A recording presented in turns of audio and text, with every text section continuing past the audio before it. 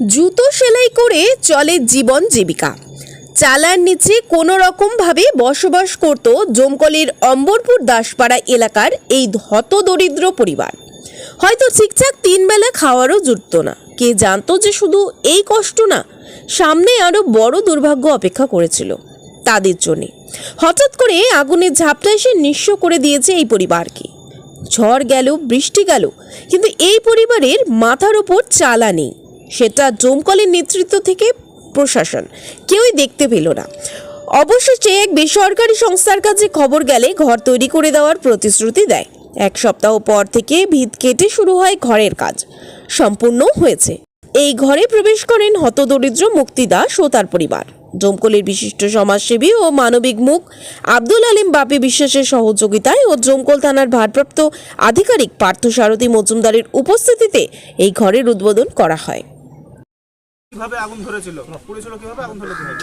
আমার বাড়ির সাইড থেকে পাটকাঠির হাঙায় আগুন লেগেছিল। সে আগুন আমার রান্নাঘর, আমার যে ঘরে বাস করি, বাস করা ঘর, গরু, আমার স্বামী, মানে বাড়িতে যা কিছু ছিল সব পুড়ে গেছে। শুধু পরনের শাড়ি ছাড়া কিচ্ছুই নাই বাড়িতে। টাকা পয়সা 3 মাস আগে দিয়ে তারপর কি করলেন? দিয়ে তারপরে আমরা কাউন্সিলরের ওখানে গেলাম, যেই বললাম তারা পলিথিন, 2টো শাড়ি আর ছেলেপিলিকে জামা কাপড় দিল। তাছাড়া চাল কি 10টা টাকা হাতে দিই, এসব কিচ্ছু সাহায্য করেনি। 10টা টাকা তো দেওয়ার দরকার, তাও কিচ্ছু দেয়নি। কত নম্বর ওয়ার্ড এটা? আমাদের 21 নম্বর।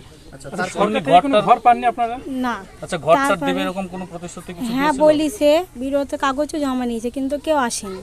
কিন্তু ঠাইগোজার মতো কোনো জায়গা করে দিয়েছিল না? না, খালি পলিথিন দিয়েছিল, পলিথিনের তলে ছেলে নিয়ে থাকতাম। আচ্ছা, তারপর কিভাবে যোগাযোগ হলো এদের সঙ্গে, এই সংস্থার সঙ্গে?